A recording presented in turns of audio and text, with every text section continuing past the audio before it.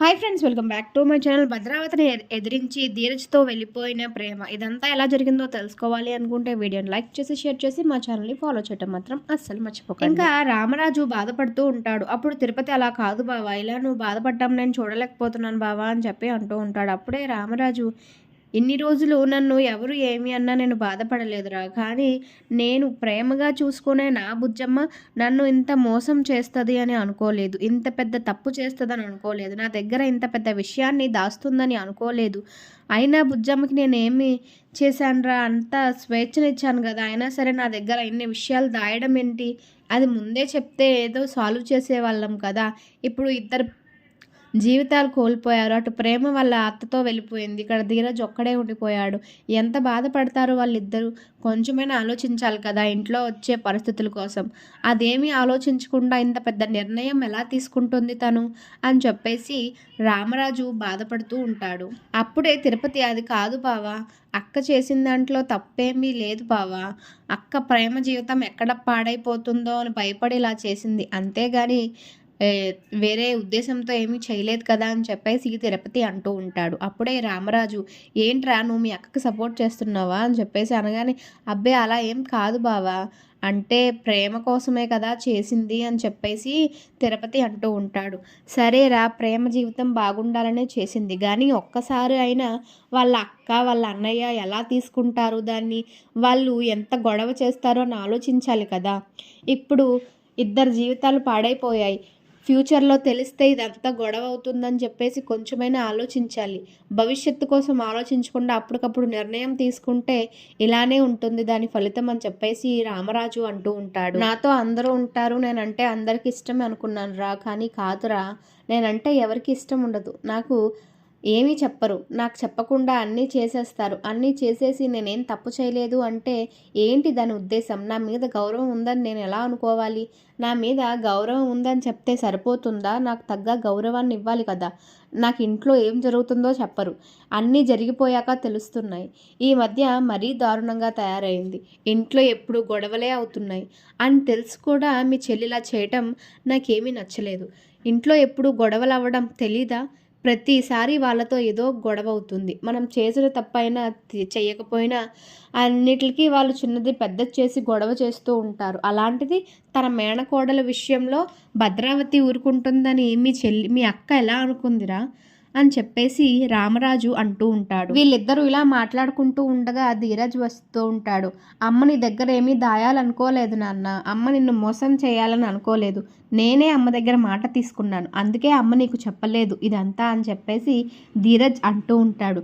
అంటే నీకు ఇచ్చిన విలువ కూడా మీ అమ్మ నాకు ఇవ్వట్లేదు, నువ్వు మాట తీసుకున్నావని నా దగ్గర దాచేస్తుందా, ఇన్ని రోజులు నాతో కలిసి ఉన్నదంతా వ్యర్థమేనా, నీకోసం నన్నే పక్కన పెట్టేస్తుందా అని చెప్పేసి రామరాజు అంటూ ఉంటాడు. అయ్యో అలా ఏమీ కాదు నాన్న, అమ్మ మీకు చెప్పాలని చాలాసార్లు ప్రయత్నించింది, కానీ నేనే ఆపేశాను, ఎందుకంటే అది తెలిస్తే మీరు బాధపడతారని, వాళ్ళు ఏమైనా గొడవ చేస్తారేమో అని భయపడతారని నేనే చెప్పొద్దని అమ్మని ఆపేశాను, అంతేగాని అమ్మ మీకు ఎప్పుడు మీ దగ్గర దాయాలని, మీకు చెప్పకుండా ఉంచాలని అనుకోలేదు, ఇంటి నుంచి రాగానే చెప్పేద్దామని అనుకుంది, కానీ నేను ఆ రోజు తెలిస్తే పెద్ద గొడవలు అయిపోతాయి, ప్రేమని వాళ్ళ అత్త వాళ్ళు తీసుకువెళ్ళిపోతారని భయపడి వాళ్ళకు ఇంకా ఎంత పెద్ద గొడవ చేస్తారో, ఇంకా ఎన్ని నిందలు వేస్తారో అని చెప్పేసి వద్దని చెప్పాను, అందుకే అమ్మ నాకు ఇచ్చిన మాట కోసం మీ దగ్గర దాచిందే తప్పితే మీ దగ్గర ఇలా మాటలు పడాలని కాదు, మీరు ఇలాగా అమ్మని అనుకుంటారని చెప్పేసి అమ్మ ఎప్పుడో అనుకుంది, కానీ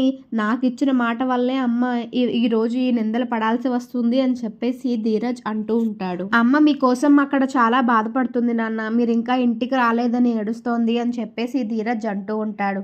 అప్పుడు రామరాజు, నేను రాను, నా మాట మీద విలువ లేని వాళ్ళకి, నేనంటే లెక్కలేని వాళ్ళ దగ్గరికి నేను ఎందుకు రావాలి, అయినా నా కోసం ఎదురు చూడవలసిన అవసరం ఏముంది, తన ఇష్టం వచ్చినట్టు చేస్తుంది కదా, తనని ఇష్టం వచ్చినట్టు చేసుకోమను, నా కోసం ఏడవలసిన అవసరం లేదు, నా కోసం ఎదురు చూడవలసిన అవసరం అస్సలు లేదు, మీ అమ్మకి వెళ్ళి చెప్పు నేను రానని చెప్పేసి అని రామరాజు అంటూ ఉంటాడు. అప్పుడే ఇంకా, అది కాదు నాన్న, అమ్మ కోసం కాకపోయినా చందు అన్నయ్య కోసమైనా రానన్న, చందు అన్నయ్య చాలా కంగారు పడుతున్నాడు, అమూల్య కూడా మీకోసం ఏడుస్తుంది నాన్న అని చెప్పేసి ధీరజ్ అంటూ ఉంటాడు.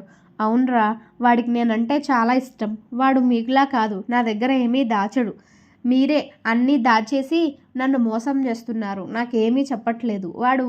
వాడి విషయంలో ఏ చిన్నదైనా సరే అన్నీ నాతో షేర్ చేసుకుంటాడు. మీరు నాతో ఏమీ చెప్పకుండా దాచేసి ఇంటి మీదకి ఇంత పెద్ద గొడవలు తీసుకువస్తున్నారు అని చెప్పేసి రామరాజు అంటూ ఉంటాడు. అప్పుడే ఇంకా ధీరజ్, సరే నాన్న, వాళ్ళ కోసమైనా రా నాన్న, వాళ్ళు చాలా కంగారు పడుతున్నారు. ఇంటి దగ్గర అందరూ మీరు ఎప్పుడు వస్తారా అని ఇంటి బయటే నుంచొని వెయిట్ చేస్తున్నారు నాన్న అని చెప్పేసి అంటూ ఉంటే, పదరా, నేను మీకోసమో మీ అమ్మ కోసమో రావట్లేదు, నా కూతురు కోసం, నా కొడుకు కోసం వస్తున్నాను. ఎందుకంటే వాళ్ళకి నేనంటే చాలా అభిమానం, వాళ్ళకి నేనంటే ఇష్టం. నేను చెప్పిన మాటే చేస్తారు, నేను గీసిన గీతని దాటరు, వాళ్ళు మీకులా చెయ్యరు అని చెప్పేసి రామరాజు సరే పద అని చెప్పేసి వెళ్ళిపోతూ ఉంటారు. అయితే ఇంకోవైపు వేదవతి ఏడుస్తూ బాధపడుతూ ఉంటుంది. అప్పుడే నర్మద, అత్తయ్య బాధపడకండి అత్తయ్య, ధీరజ్ వెళ్ళాడు కదా, మావయ్యని తీసుకొని వస్తాడు అని చెప్పేసి అంటూ ఉంటుంది. అప్పుడే ఇంకా వేదవతి, అది కాదు నర్మద, ఆయన ఎప్పుడూ ఇంతసేపు ఇంటి బయట లేరు, ఎప్పుడు త్వరగానే వచ్చేస్తారు. ఈసారి బాగా బాధపడ్డారు, నేను ఆయన దగ్గర దాచి ఉండకూడదు అని చెప్పేసి బాధపడుతూ ఉంటుంది.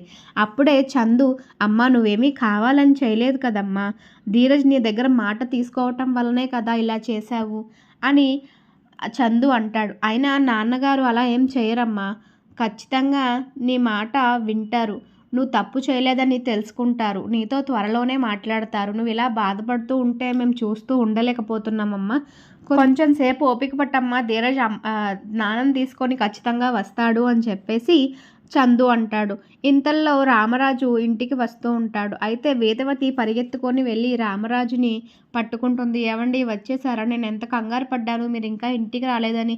అయినా ఇంతసేపు మీరు ఇంటి బయట ఉండరు కదా, పెందలాడే ఇంటికి వచ్చేస్తారు కదా, ఈరోజు ఎందుకు రాలేదు అని చెప్పేసి వేదవతి అంటూ ఉంటుంది. అప్పుడే ఇంకా రామరాజు, నీకు తెలీదా నేను ఎందుకు రాలేదు, నువ్వు నన్ను మోసం చేసావు, నువ్వు నా దగ్గర ఇంత పెద్ద విషయాన్ని దాచావు, జీవితంలో నేను ఇంకా నీతో మాట్లాడను అని చెప్పేసి రామరాజు అంటూ ఉంటాడు.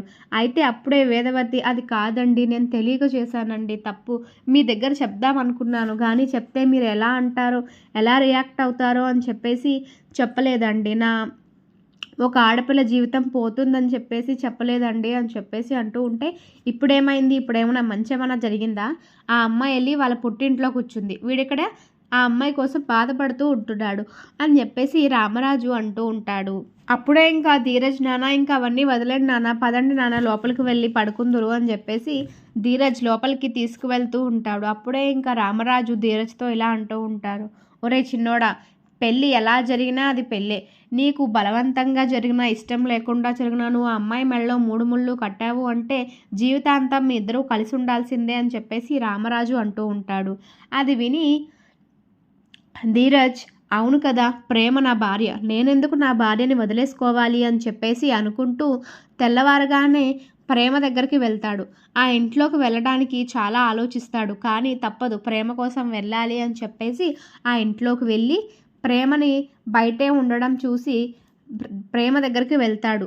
ప్రేమ అని చెప్పి పిలుస్తూ ఉంటాడు. ధీరజ్ని చూసిన ప్రేమ చాలా ఆనందపడిపోతుంది కానీ వెంటనే ధీరజ్ వెళ్ళిపోమన్నది గుర్తు వచ్చి ధీరజ్తో మాట్లాడకుండా ఆగిపోతుంది.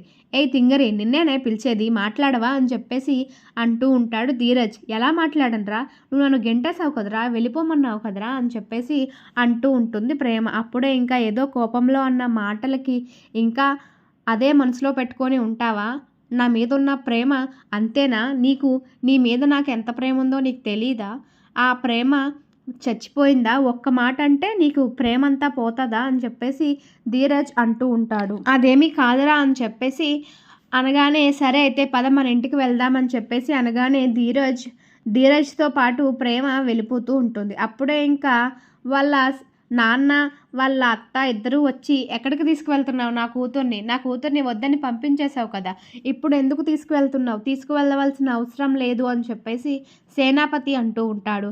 అప్పుడే ఇంకా ధీరజ్, నా భార్య నాతోనే ఉంటుంది అని చెప్పేసి తీసుకువెళ్ళిపోతూ ఉంటాడు.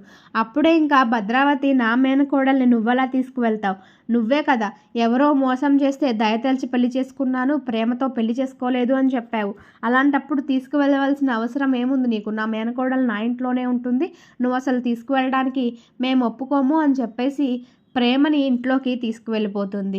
అప్పుడే ఇంకా ప్రేమ వెంటనే భద్రావతి చెయ్యి వదిలించేసుకొని, అత్త ఏం మాట్లాడుతున్నావు నువ్వు, అర్థమవుతుందా, నేను ధీరజ్ని ప్రేమిస్తున్నాను, ధీరజ్ లేకుండా బ్రతకలేను, అయినా ధీరజ్ లేకుండా నేను ఇక్కడే ఉండిపోతానని మీకు ఎవరు చెప్పారు?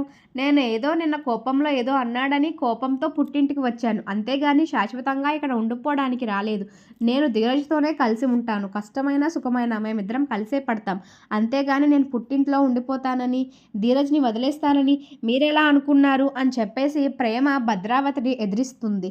అప్పుడు ప్రేమ ఇలా అంటుంది, నేను ధీరజ్‌తోనే ఉంటానత్తా. నేను మా అత్తగారింటికి వెళ్ళిపోతాను.